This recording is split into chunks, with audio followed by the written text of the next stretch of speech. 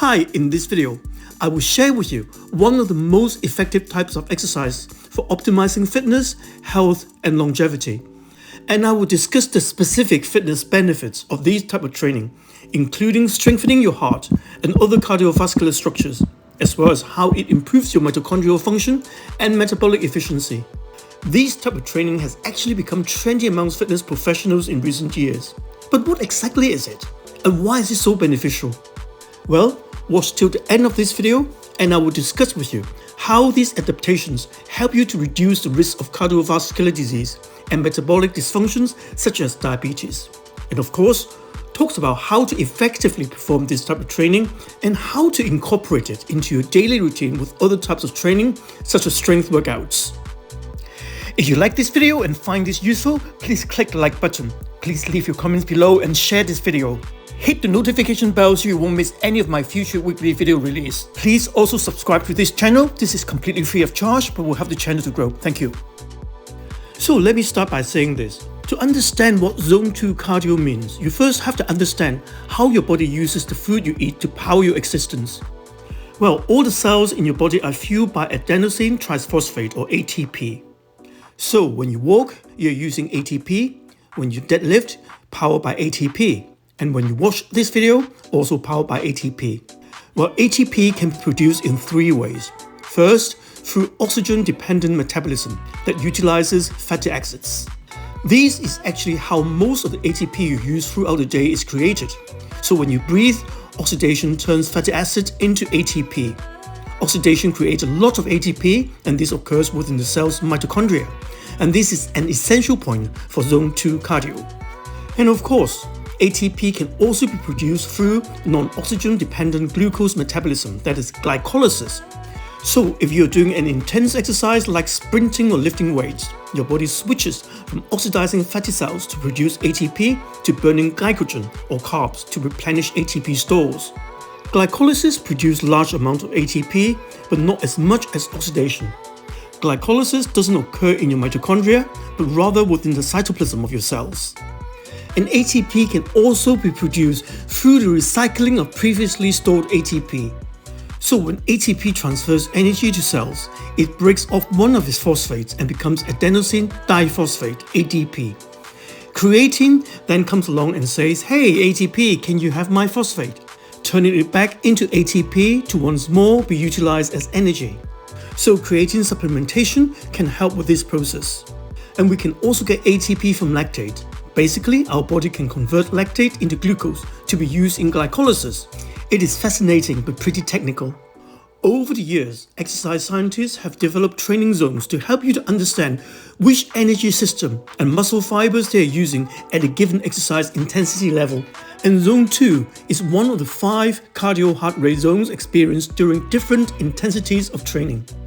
Zone 1 being the lowest effort and Zone 5 being the highest. Zone 1 represents 50 to 60% of maximum heart rate, and the main energy source is fat. Zone 2, 60 to 70% of maximum heart rate. Energy source, mainly fats, but trending into carbohydrates. Zone 3, 70 to 80% of maximum heart rate. Energy source, fat, trending into carbohydrate. Zone 4, 80 to 90% of maximum heart rate, and the main energy source is carbohydrate. Zone 5, 90 to 100% of maximum heart rate.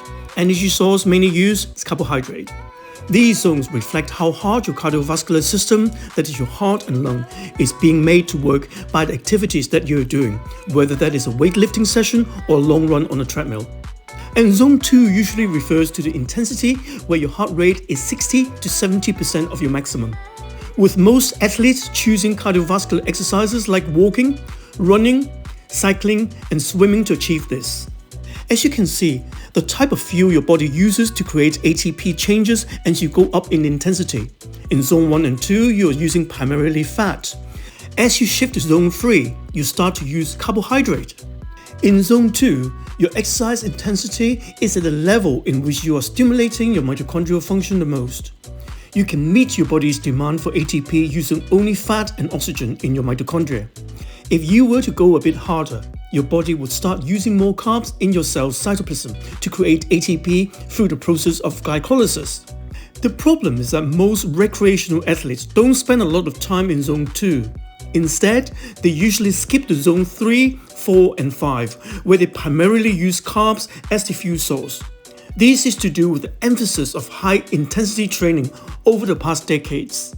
Furthermore, people are under the impression that Zone 2 is simply too easy to do and therefore ineffective. This is why people skip over Zone 2. It is deceptively easy. But according to a lot of research, you're missing out on many health and performance benefits by dismissing Zone 2 cardio. Let's see why. The benefits of incorporating a large amount of lower intensity work into your training, also known as polarized training, are well documented. Not only can this concept help to create a more sustainable exercise routine by preventing you from burning out or becoming injured through overtraining, but studies such as this one, published in the International Healthcare Journal, have also shown it can improve athletic factors, including strength and cardiorespiratory function. But before we can start with Zone 2 training, we first need to know how to calculate our maximum heart rate. So how do we determine if we are in Zone 2? Well, to exercise at optimal Zone 2 intensity, you want to be exerting yourself at a level where you are primarily using fat oxidation to power your movement and maxing out mitochondrial function, without switching into burning carbs. So you want to butt right up against the boundary to Zone 3 without crossing over into it. The question is, how do you know if you're residing in this cardiovascular sweet spot? There are several different ways to figure it out. The most common way people determine whether they're in Zone 2 is by tracking their heart rate while exercising. But how do you figure out your maximum heart rate? Well, you can do a maximum heart rate test by running on a treadmill or cycling on a stationary bike. You start by running and cycling and increase the speed every 2 minutes until you can't sustain the pace any longer. Your heart rate at that moment would be your maximum heart rate. And you can also estimate your maximum heart rate using your age. The formula is 220 minus your age. However, this method isn't very accurate. Your maximum heart rate might be more or less depending on your fitness level, but this will at least get you in the general ballpark. It is more accurate using the Cavernon formula. The target heart rate is equal to the maximum heart rate, that is 220 minus age, minus the resting heart rate. This is the heart rate reserve, multiplied by the intensity percentage. So for Zone 2, it is 70%. Then adding the resting heart rate. Well, I don't blame you if you think this is just too complicated. Well, there is an easier way to estimate your heart rate: the talking test. The easiest and yet still surprisingly accurate way to determine if you're in Zone 2 is to do the talking test.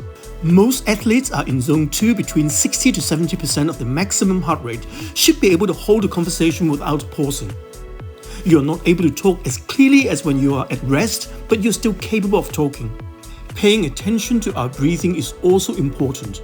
There is a moment when you start to take deeper breath or can no longer breathe for a distance through your nose. For many, that represents the moment they are starting to transition out of Zone 2. But the most accurate way to determine if you are in Zone 2 is to measure your lactate after your training session. The downside of this method is that you have to stick yourself to get a drop of blood for the test. That is annoying, and also test strips are very expensive. Apart from the improvement in athletic performance and a lower risk of injury, other benefits include improved endurance, resilience, and a lower resting heart rate for simply improved health. But the most profound benefits of Zone 2 training is the improvement of your metabolic health and longevity. Well, I don't want to make this video too long, so next week I will discuss in details with you the health benefits of Zone 2 training, especially how Zone 2 training increases your mitochondrial efficiency. So until next week, take care. Thank you for watching until the end. If you like this video, please click the like button. Please leave your comments below and share this video. Hit the notification bell so you won't miss any of my future weekly video release. Please also subscribe to this channel. This is free of charge but will help the channel to grow. If you're interested in improving your health and fitness or losing weight, if you suffer from or wish to prevent back pain, please take a look at my book, which is now available from Amazon worldwide. Thank you.